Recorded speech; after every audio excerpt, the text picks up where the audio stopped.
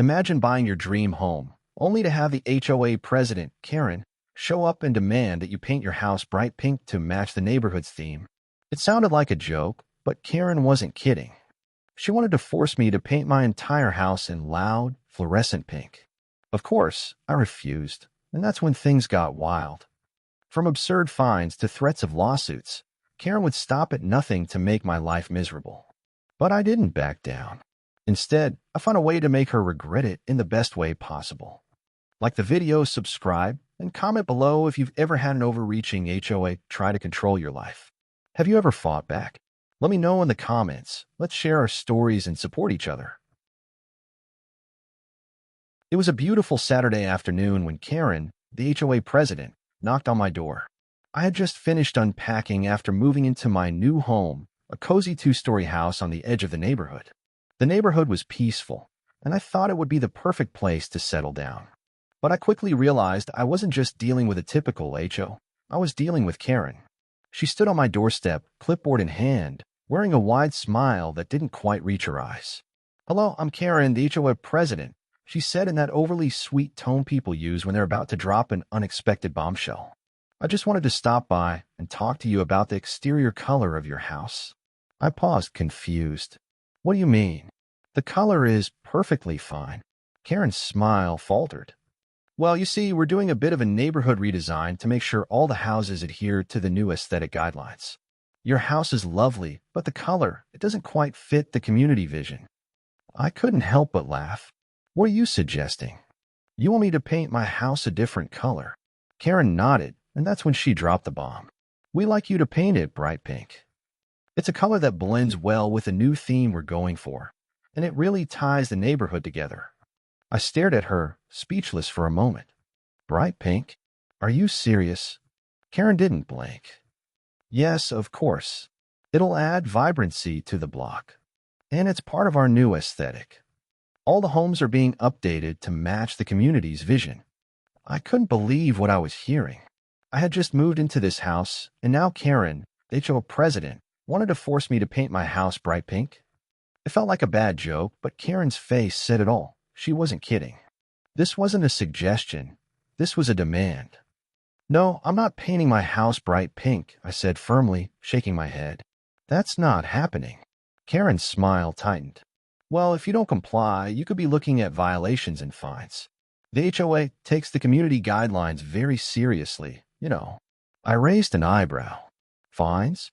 For what exactly?" "For refusing to turn my home into a neon pink eyesore." Karen's smile quickly turned into a frown. "This is for the good of the neighborhood," she said in a condescending tone. "We want everything to look cohesive. Your refusal to comply could negatively impact the property values here.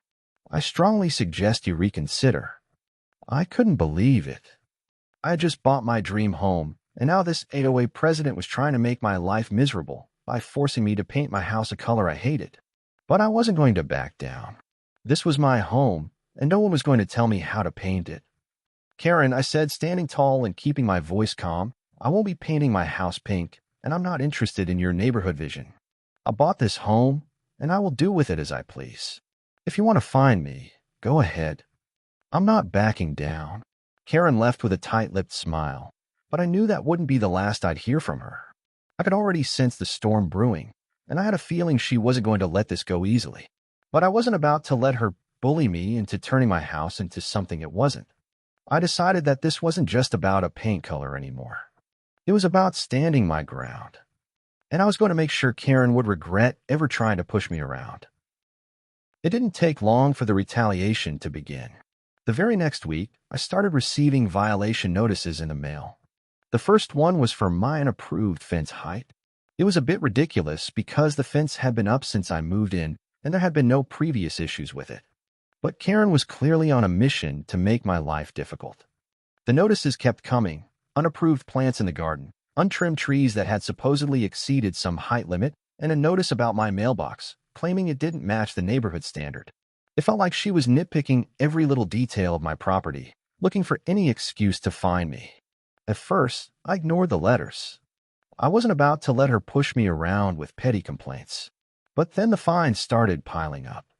Each notice came with a hefty fine, and before long, I realized I was in danger of owing the HO more than I had paid for my house. Karen knew she couldn't force me to paint my house pink, so she was trying to break me down through constant harassment. The fines were growing, and the pressure was mounting. But I wasn't about to back down. If anything, this made me more determined to make Karen regret trying to control my property. That's when I decided to fight fire with fire. I wasn't just going to sit back and let her keep sending me ridiculous fines. I needed a plan, a way to expose Karen for what she was really doing and make her pay for trying to turn my life into a nightmare. I spent the next few days doing some research on HOA rules and regulations. I found out that many of the fines she had issued were actually invalid. I also discovered that the HOA had no right to impose fines without first providing a proper warning or explanation.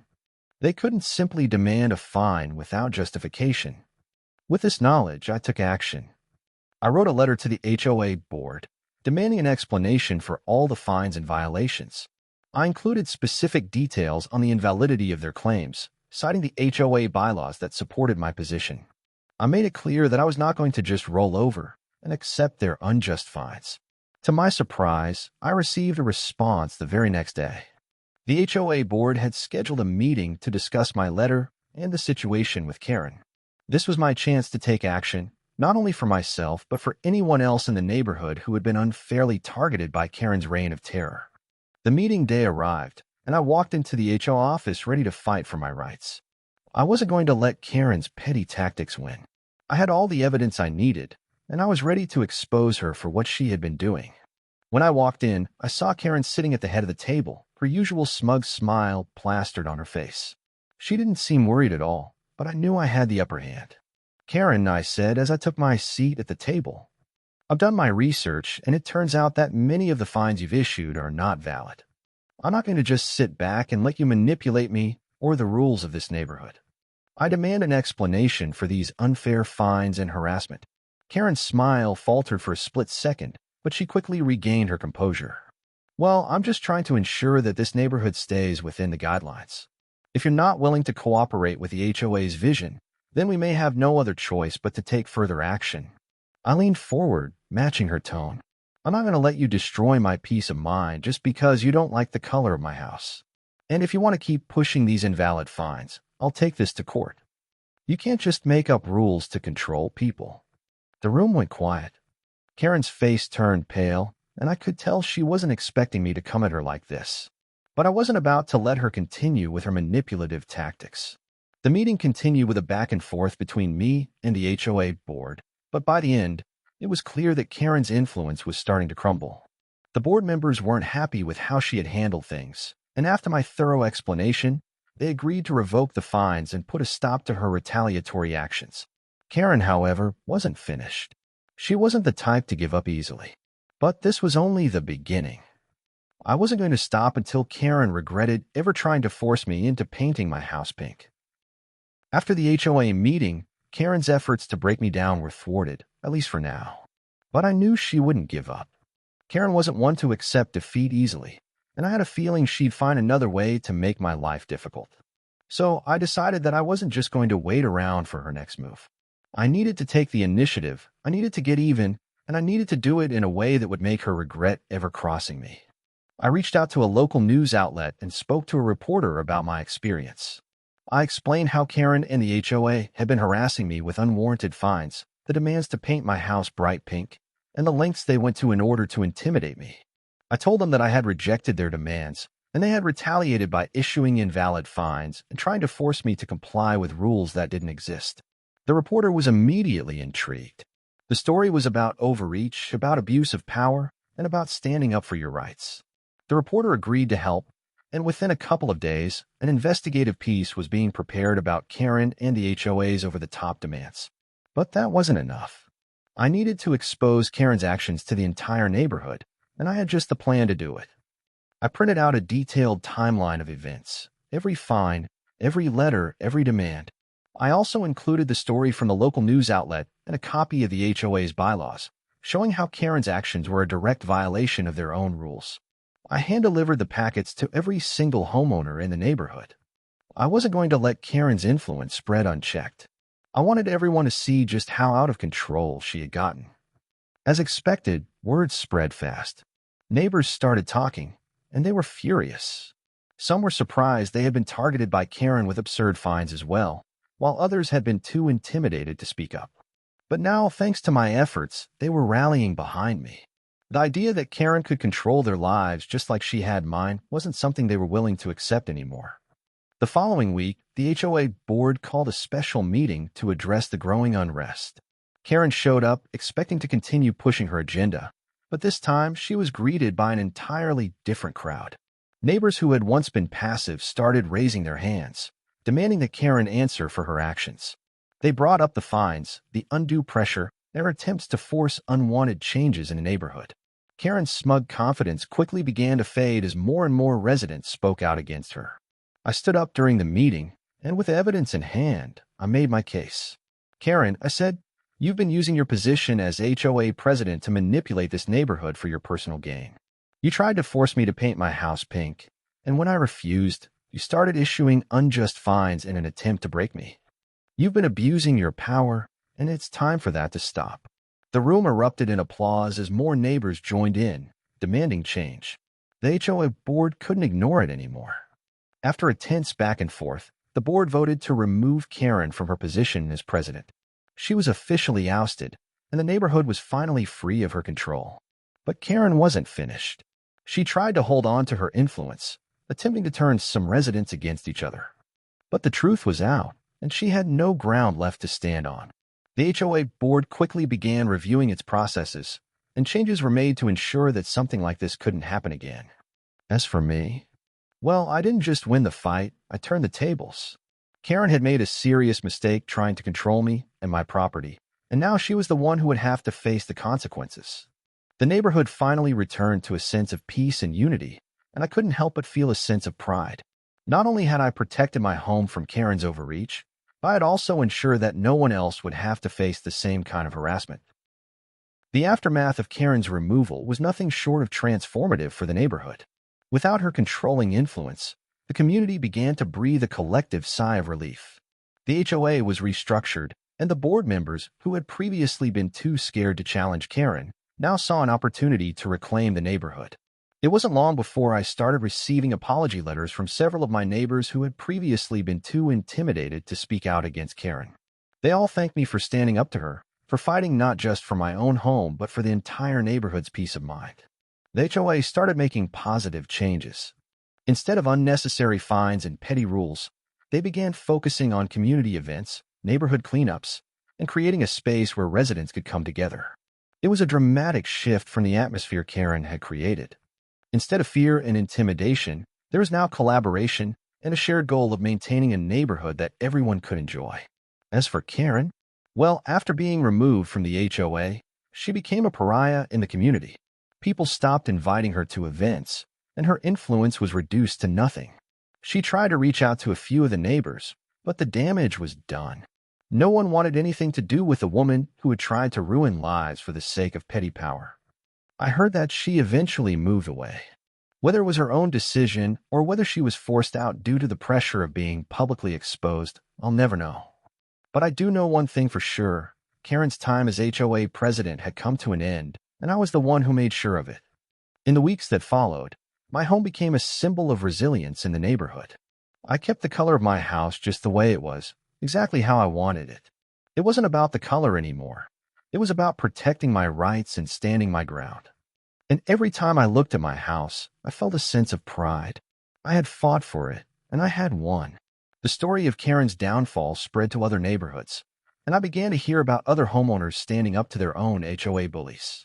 The power of one person refusing to be controlled had sparked something much bigger, a movement of homeowners who were no longer afraid to fight for what was right.